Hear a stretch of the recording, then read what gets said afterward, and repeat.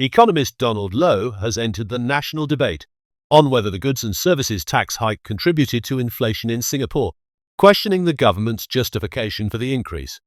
His remarks come after Leader of the Opposition and Workers' Party Secretary General Pritam Singh criticized the tax hike during the Budget 2025 debate, arguing that it exacerbated inflationary pressures.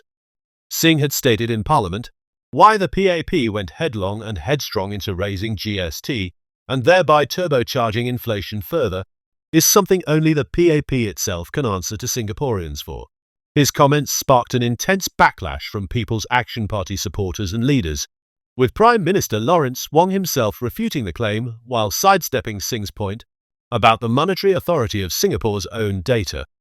Wong argued that external factors, such as global supply chain disruptions and rising commodity prices, were the primary drivers of inflation in Singapore.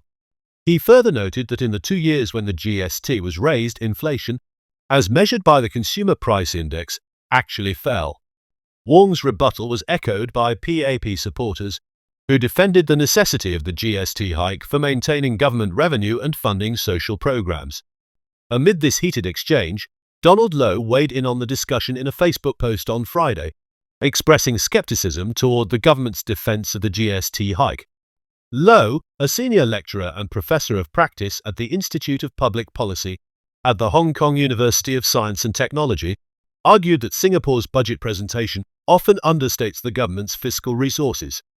He highlighted how last year's budget surplus had grown from an initially estimated 0.8 billion Singapore dollars to over 6 billion Singapore dollars, questioning whether the GST hike was necessary and whether it had contributed to inflation. There's a great deal of skepticism of the PAP apologists' defense of the GST hike and their insistence that it didn't raise inflation, Low wrote. While acknowledging that it is difficult to quantify the GST's exact impact on inflation, he suggested that it likely played a role in increasing the budget surplus. And that's not even accounting for the fact that budget surpluses in Singapore tend to be understated. Low also warned that the government's persistent underestimation of surpluses or overestimation of deficits could lead to excessive fiscal conservatism. He argued that this could result in social needs being unmet due to perceived financial constraints or unnecessary tax hikes being imposed.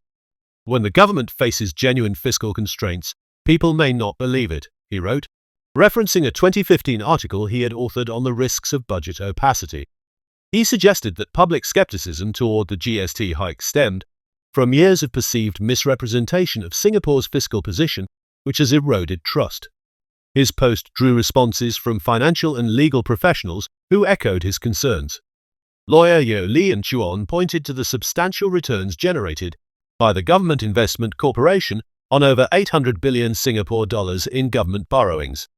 He estimated that these earnings amount to $10.15 billion annually, yet are not reflected in the net investment returns contribution or classified as revenue in the budget. This, he argued, supports Low's assertion that the government has greater fiscal flexibility than officially presented. Former banker and financial commentator Chris Kwan added to the discussion, highlighting Singapore's rising government debt, which has increased from 110% of GDP a decade ago to 170% today, totaling 1.2 trillion Singapore dollars. He noted that the profits generated from the difference between GIC's investment returns and the cost of government debt are substantial, but remain outside official budget calculations. Low concluded his post by critiquing the government's approach to economic governance, warning that a lack of transparency in policymaking could undermine public trust. He also criticized what he described as the suppression of unfavorable economic news, while promoting government-aligned perspectives, arguing that this approach could ultimately harm the quality of policymaking.